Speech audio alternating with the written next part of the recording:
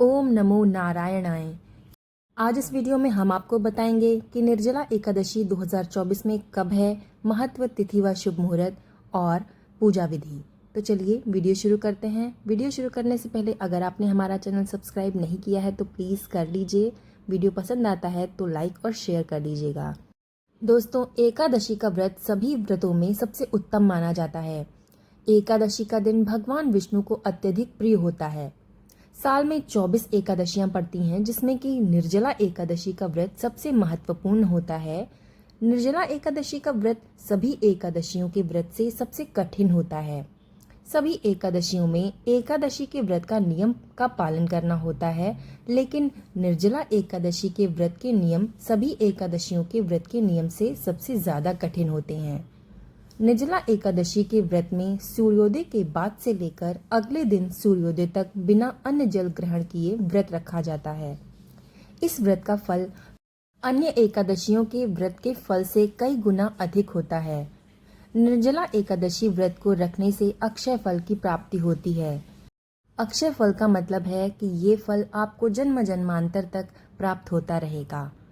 निर्जला एकादशी का व्रत रखने से मनुष्य के रोग दोष आदि मुक्त हो जाते हैं और उसके सभी पाप नष्ट हो जाते हैं और वो सांसारिक सुखों का भोग करके अंत में वैकुंठ लोक को प्राप्त करता है।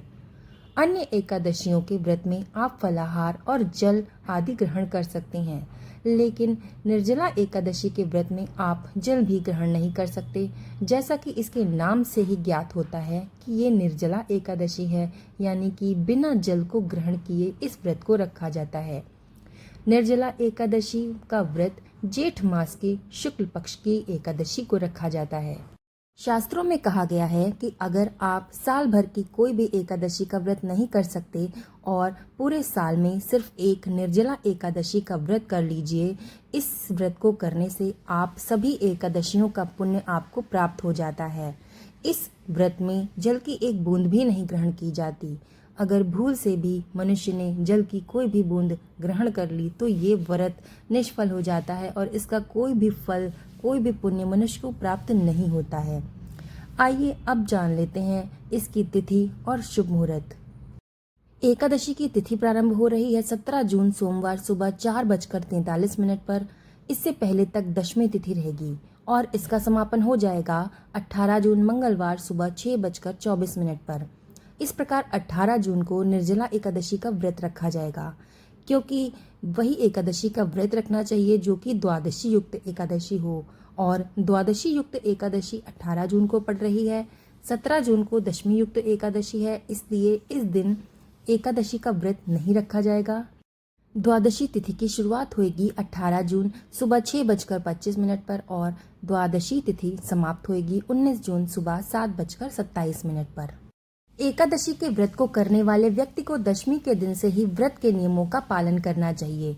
दशमी के दिन सूर्यास्त होने के बाद कोई भी भोजन नहीं ग्रहण करना चाहिए। आपको सूर्यास्त से पहले ही भोजन आदि ग्रहण कर लेना चाहिए। दशमी के दिन से आपको मसूर की दाल, बैंगन, चावल, मांस, मदिरा, दूसरों का जूठा, बार बार भोजन आदि नहीं करना चाहिए। अपने मन को शांत रखना चाहिए और ब्रह्मचर्य का पालन करना चाहिए। एकादशी के दिन सुबह आपको ब्रह्म मुहूर्त में उठकर गंगा नदी में स्नान करना चाहिए। यदि आप गंगा नदी में स्नान नहीं कर सकते तो आप घर में ही स्वच्छ जल में गंगा की कुछ बूंदें डालकर स्नान कर सकते हैं। इसके बाद आपको साफ सुथरे वस्त्र धारण करने चाहिए।